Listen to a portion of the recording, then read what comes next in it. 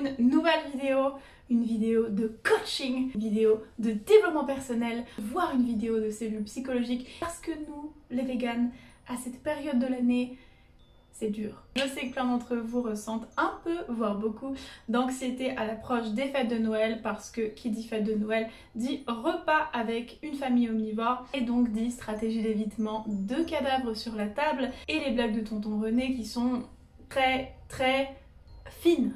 Vous voyez de quoi je parle. Donc voilà, c'est vraiment pas un plaisir pour nous les fêtes de Noël parce que forcément on est tout de suite une proie au regard des autres, au questionnement. Les gens vont pas forcément nous comprendre, même si c'est notre famille, ils vont nous poser des questions, voire vont se moquer, voire vont être agressifs. Et surtout, c'est passer des heures à table avec des gens qui mangent des animaux morts. Comment vous dire que nous ne voyons pas les choses pareilles, nous véganes. C'est un peu comme si je vous invitais à une fête que je faisais dans une boucherie.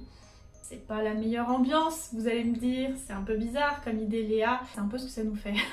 Donc je suis trop contente de vous retrouver aujourd'hui pour vous donner mes meilleurs conseils pour survivre aux fêtes de Noël. Donc j'ai envie en fait de vous donner les clés pour que vous puissiez réussir à apprécier cette fête et surtout à garder votre calme et votre bonne humeur et que ça ne finisse pas en homicide parce que bon, Noël, voilà, les pompiers, la police, c'est pas vraiment l'ambiance adéquate quoi, c'est pas l'atmosphère recherchée. Bref, on va essayer de rester joyeux,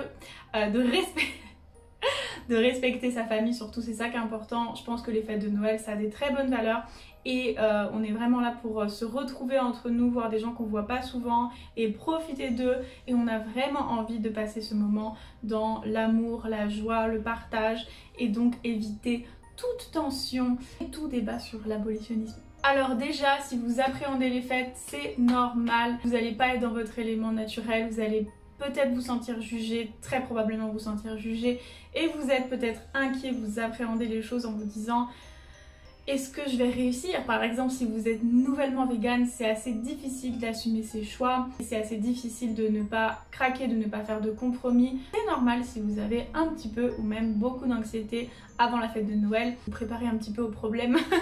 Alors, premier conseil pour vous qui n'êtes pas encore habitué à être végane socialement, à représenter, à avoir cette image de végane et qui peut-être vous l'êtes depuis longtemps, mais vous n'avez pas encore passé le cap d'officiellement l'être, de fièrement l'être. Et vous n'avez pas envie d'être embêté sur ça. Donc je pense que c'est le cas de soit des personnes assez introverties ou soit des personnes nouvellement véganes. Moi j'ai envie de vous dire une chose, vous n'êtes pas obligé de répondre aux questions. Vous pouvez dire tout simplement merci de ton intérêt mais j'ai pas vraiment envie d'y répondre maintenant si ça te dérange pas. Voilà, petite remise en place polie. Mais tout simplement, vous avez aussi le droit de ne pas dire que vous êtes végane, de ne pas réussir à assumer socialement encore aujourd'hui le fait que vous êtes végane. Donc par peur du jugement des autres ou parce que voilà, vous êtes à un stade de votre réflexion qui n'est pas finalisé, vous êtes encore en train de penser à tout ça. Vous n'êtes pas obligé parce que vous êtes végane de devoir le dire haut et fort et de devoir rentrer dans tous les débats et dans toutes les confrontations qu'on vous propose. Ce n'est pas grave de dire non je suis pas végane mais je préfère ne pas manger ça pour mes raisons qui sont personnelles. Il n'y a pas de problème, moi je suis pas partie des véganes qui sont là pour vous culpabiliser. Je pense que c'est difficile en fonction aussi des familles qu'on a d'assumer cette image socialement et donc si vous n'êtes pas prêt, n'ayez pas peur. Si vous voulez même pas vous battre et essayer de vraiment montrer qui vous êtes, montrer vos valeurs et essayer de faire comprendre aux gens tout ça, et bien tout simplement dites pas la vérité, dites non c'est juste que voilà j'essaye de pas manger ça, j'ai pas très envie de manger ça, enfin voilà, restez flou et voilà, moi je vous conseille de pas vous prendre la tête si c'est trop d'anxiété pour vous, voilà. Prenez votre temps pour faire votre coming out vegan, c'est ça mon premier conseil. Ensuite, si vous êtes un peu plus à l'aise et que vous vous revendiquez vegan et que vous êtes fier, content, en paix et que ça, voilà, ça vous traumatise pas trop d'assumer ça et de dire à votre famille que vous êtes vegan, putain, cet oiseau il va se taire ou c'est quoi? Il est magnifique par contre. Il faut, je pense, pour cette fête de Noël, vous préparer, vraiment vous préparer à répondre aux questions. Donc je pense que c'est le meilleur moyen de ne pas être stressé et de trouver tout simplement sur internet ou dans des livres ou dans mes vidéos. J'ai fait tout un tas de vidéos, allez voir ma playlist Vegan Thug Life, c'est que des vidéos sur le véganisme qui vous donneront toutes les informations dont vous avez besoin pour répondre aux questions de votre entourage, du genre mais comment tu peux survivre, enfin je veux dire au point de vue nutritionnel, t'as pas des carences si t'es vegan? Oh t'arrêtes avec ta bouffe de lapin. Je suis pas sûre que ce soit très sain pour la santé d'avoir un régime restrictif. Préparez-vous à être le centre de l'intérêt bizarrement et à devoir répondre à des questions comme ça. Donc voilà, ça va être peut-être un petit peu agressif, les gens vont peut-être vous déranger en fait et créer des tensions, mais sachez que en fait ça les remet en question eux et que du coup ils se mettent sur la défensive. Donc voilà, surtout premièrement quand les gens vous posent des questions, peu importe le ton sur lequel ils vous posent des questions, ne le prenez pas contre vous parce que naturellement c'est un sujet sensible, c'est quelque chose qui maintenant est nouveau dans votre vie, qui fait partie de vos valeurs, qui vous vraiment touche à votre identité. Sachez-le à l'avance et désamorcez ça tout de suite en vous disant je ne le prends pas contre moi, je ne suis pas sur la défensive, j'essaye de garder ma bonne humeur, je n'attaque pas l'autre. Aussi essayez de répondre de manière courte. Voilà, si on vous pose une question surtout à table, je pense que le plus court c'est le mieux parce que personne n'aime les gens qui étalent leurs connaissances, qui parlent pendant des heures. Alors soyons honnêtes, hein, c'est ce que la plupart de ces gens-là veulent. Ils veulent vous attaquer et ils veulent que vous vous remettiez en question parce que vous les mettez mal à l'aise sans le vouloir intentionnellement. Gagnez en étant calme et en ne leur donnant pas la réaction qu'ils attendent inconsciemment bien sûr. Donc voilà, restez léger, restez dans la bonne humeur, même si intérieurement c'est insupportable et je le comprends. Mais sachez que vous leur donnez raison et vous perdez à partir du moment où vous montrez que vous êtes attaqué, où vous êtes sur la défensive et où vous allez voilà être vulnérable. Donc restez fort, restez fiers. Et pour cela, comme je vous dis, je pense que la meilleure réponse c'est la plus courte. Bien évidemment, plus vous êtes préparé, plus ce sera facile, moins ce sera stressant. Il y a des gens aussi qui seront gentils et qui vont vous poser des questions vraiment avec de la curiosité, avec de la sympathie. J'espère qu'il y a des gens comme ça aussi dans votre famille.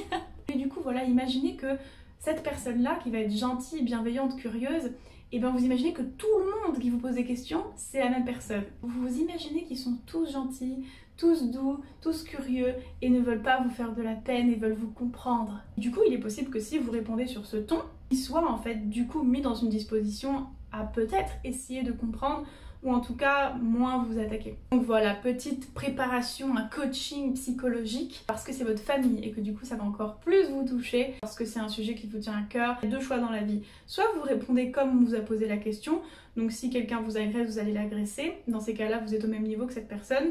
Soit vous êtes adulte et vous vous tenez responsable de votre humeur, votre émotion, de l'ambiance générale et donc vous vous tenez responsable aussi de l'autre. Et du coup, vous pouvez vous dire, tiens, si en fait j'essayais de moi lui montrer l'exemple, être quelqu'un de digne, être quelqu'un de gentil, de compréhensif, de bonne humeur, en fait, de positif, et de ne pas rentrer dans son jeu. Comme ça, tout le monde va se dire, elle a l'air plus intelligente, hein, cette végane. Enfin, vous voyez ce que je veux dire, on peut toujours décider d'être impacté, d'être soumis, d'être victime, en fait, des autres, ou alors décider d'être responsable. Dans tous les cas, ce sera beaucoup mieux pour vous et pour les autres. Alors ensuite, bien évidemment, si on vous pose des questions à table sur le véganisme, pas des pics, pas des blagues, mais vraiment sur... Enfin, c'est rare, mais c'est possible que des gens vous alpaguent et vous disent « Mais pourquoi tu es végane ?» Tu vois, à table, pendant que tout le monde mange, je pense que c'est le pire moment pour parler d'extinction de masse et pour parler de torture animale. Donc vraiment, on n'a pas envie de parler de ça, je pense, à table, au moment où on est tous en train de se retrouver, on est tous là, on est censé être connectés autour de cette tradition, certes en mangeant des animaux morts, mais ça c'est notre vision de notre point de vue, de notre conscience végane.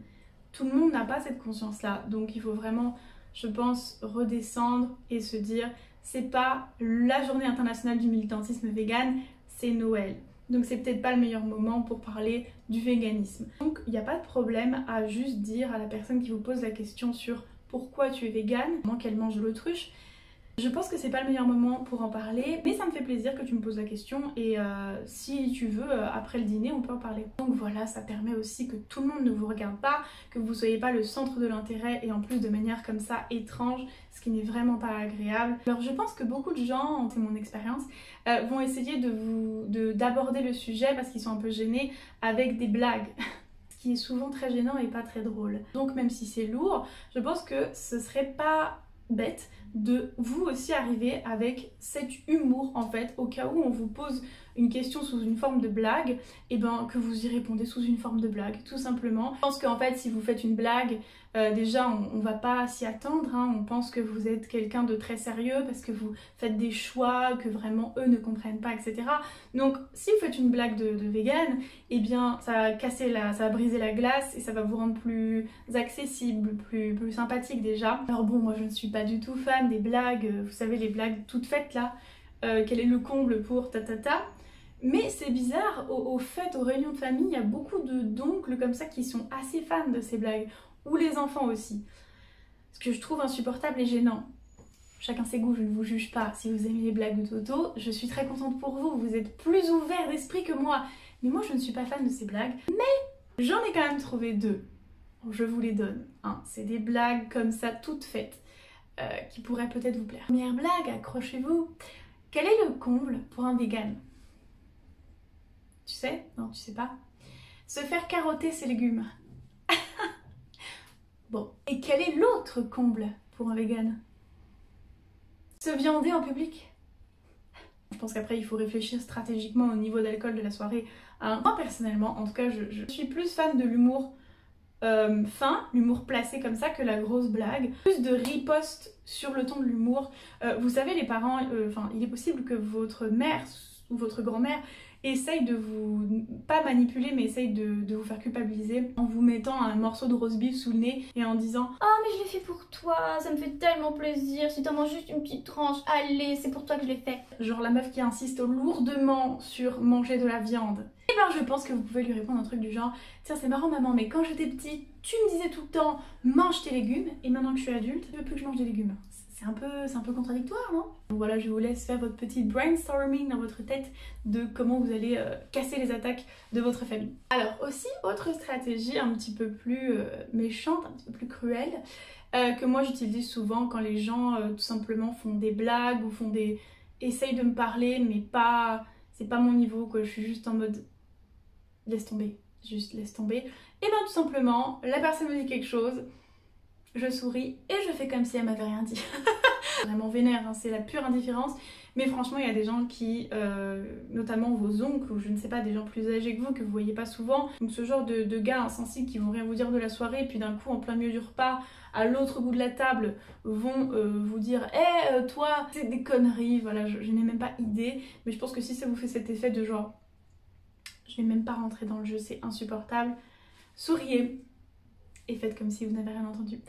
Du coup, ça va vraiment démotiver la personne de continuer à faire ça dans la soirée. Alors, autre conseil, à part utiliser l'humour, à part vous renseigner sur les questions que vous savez en fait qu'on va vous poser, c'est aussi bien sûr vous connecter à vos propres valeurs et à vos convictions en fait, à pourquoi vous êtes devenu vegan, pourquoi vous êtes vegan aujourd'hui.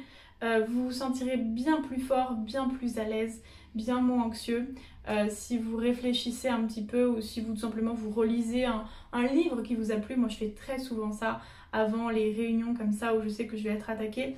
J'ai un livre chez moi qui me touche particulièrement, que j'aime beaucoup, que je relis et aussi je regarde des speeches, vous savez sur YouTube, des discours comme ça, c'est ce genre de discours qui transforme les gens en vegan du jour au lendemain. Du coup voilà, si vous n'avez pas envie aussi de répondre à ces questions-là ou de faire les recherches pour répondre à ces questions-là, et ben réfléchissez à vous, dans votre cœur, pourquoi vous êtes vegan. Et d'ailleurs, pour reprendre le premier point où j'ai dit que si vous êtes nouvellement vegan et vous avez un peu trop peur, ne le dites pas.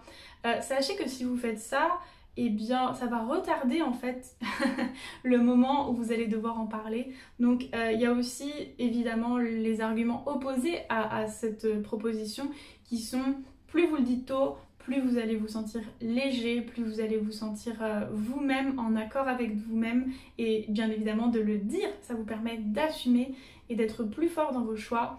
Ça vous permet aussi d'aborder, comme je vous le disais plus tôt, le sujet avec votre famille, qui comprennent mieux, qui du coup fassent des plats adaptés aussi. Ils enregistrent hein, parce que les gens y mettent du temps, hein. C'est pas parce que vous le dites que l'année d'après ils vont comprendre que vous êtes vegan.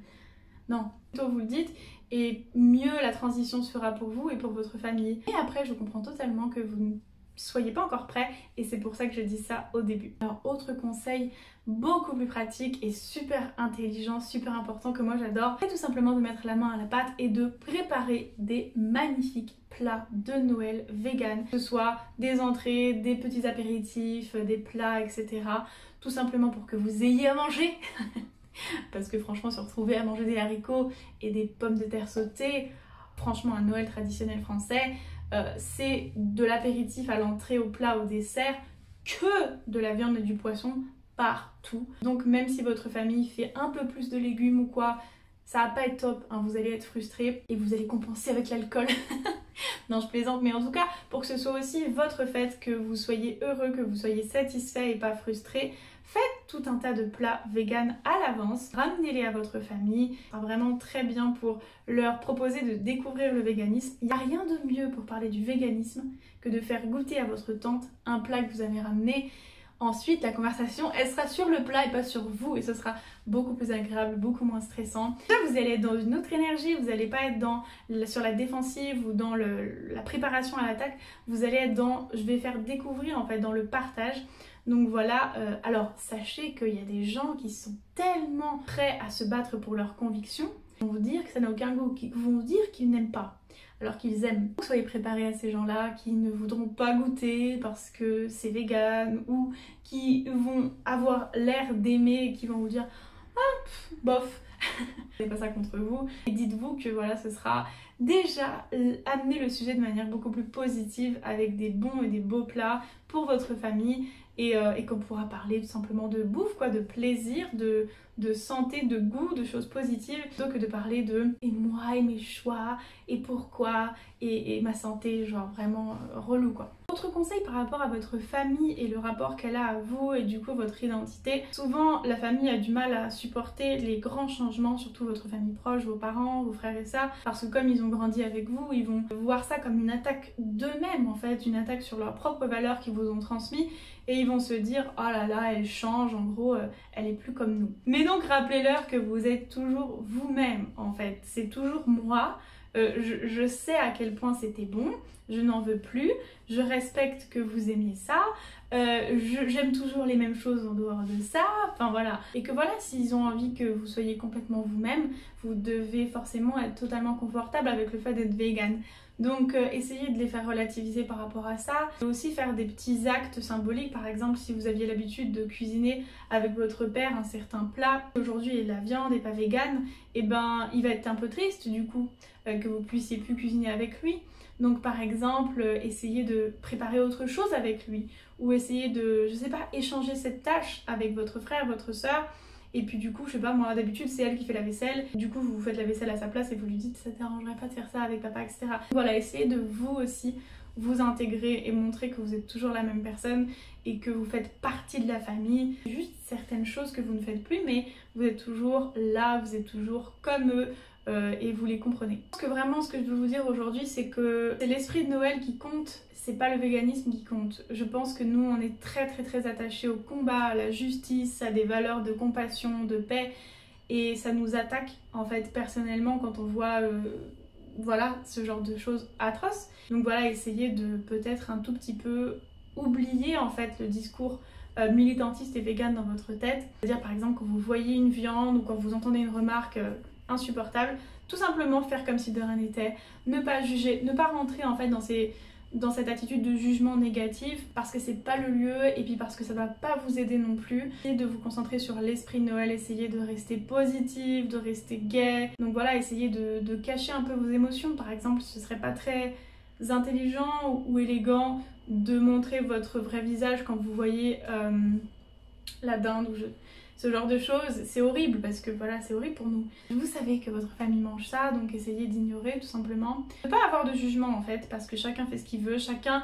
est où il est, à son stade, à son niveau, et puis sur son chemin aussi. Il y a des gens qui ne se posent pas la question, ça ne les intéresse pas. Et bien vous c'est l'inverse, donc respectez la différence, respectez-les, comme vous respectez vous-même vos convictions. Alors je sais que je suis en train de vous dire de vous contrôler, d'être la plus sage, d'être la plus intelligente, la plus forte, de rester calme. Alors que voilà, vous devriez être accepté comme vous êtes, les gens devraient vous faire à manger pour vous, ne devraient pas se poser des questions, devraient vous encourager, devraient s'intéresser. On le sait que la plupart des gens ne font pas ça. Donc autant, comme je disais au début, prendre la position la plus intelligente et la plus positive afin que ça se passe au mieux. Je sais qu'il y a des gens qui vont très mal prendre ce que je dis parce que il y a des véganes qui sont militants au quotidien, qui n'iront même pas passer Noël avec leur famille parce qu'ils mangent des animaux morts ou qui au contraire iront pour utiliser en fait cette occasion pour faire réfléchir les gens, voilà, partager le message, etc. Mais c'est pas à vous que je parle, enfin cette vidéo elle est faite pour les gens qui ne veulent pas rejeter leur famille, avoir des problèmes avec leur famille et qui veulent que tout soit en harmonie dans leur vie, leurs propres convictions, leur propre style de vie, le véganisme et leur famille, une bonne relation avec eux. Donc voilà, on peut pas forcer les gens et puis je pense que ça sert à rien aussi, chacun fait ses propres choix. Donc voilà, c'était mes petits conseils, en tout cas mon point de vue sur comment vous pourriez passer le meilleur Noël dans la meilleure des ambiances tout en restant en accord avec vos convictions et vos valeurs et en ayant une bonne relation avec votre famille. Sachez une chose, vous n'aurez jamais raison. Hein. Les gens qui entrent dans des débats comme ça, qui vous alpaguent avec des réflexions un petit peu agressives, ils sont pas là pour partager une vraie conversation et apprendre des choses. Donc n'entrez pas dans leur jeu, vous n'aurez pas raison et je pense que ça sert à rien en fait d'essayer d'avoir raison. Moi je suis vraiment pour le respect en fait de chaque individualité. Et la tolérance, c'est ça pour moi, c'est honorer que la personne, elle n'est pas comme moi. Et respecter en fait ça, par exemple, quand on va vous offrir des cadeaux qui ne sont pas véganes. Et ça va arriver, parce qu'on va vous offrir des cosmétiques qui ne sont pas véganes, des vêtements, enfin voilà. Essayez de ne pas dire « Ah, non, je suis végane, donc... » Ne rendez pas un cadeau parce qu'il n'est pas végane, ou ne dites même pas que ça ne vous convient pas parce qu'il n'est pas végane. Parce que la personne ne sait pas que c'est pas vegan parce qu'elle n'est pas végane. Donc voilà, dites rien, dites merci, gardez-le pour vous et puis plus tard offrez-le à quelqu'un d'autre. Moi c'est important de rester dans une attitude comme ça un peu sage, élégante, respectueuse et d'essayer d'amener le meilleur du véganisme de la meilleure façon parce que plus vous allez en fait suivre les conseils que je vous ai donnés aujourd'hui, plus les gens vont être propices à vous comprendre et à peut-être même entendre les choses que vous voulez leur dire, que vous voulez leur transmettre et puis vouloir de plus en plus peut-être s'éloigner du régime omnivore. Ce serait vraiment super plutôt que de les braquer en premier lieu et du coup en plus de rendre le discours, le partage impossible. Donc voilà, faites des compromis, soyez dans l'amour, c'est mon message que j'ai pour aujourd'hui. J'espère que cette vidéo vous a plu, j'espère que vous allez passer les meilleures fêtes de Noël. Si cette vidéo vous a plu, n'hésitez pas à me mettre un petit pouce bleu et je vous retrouve demain pour une nouvelle vidéo de recettes véganes de Noël. Yeah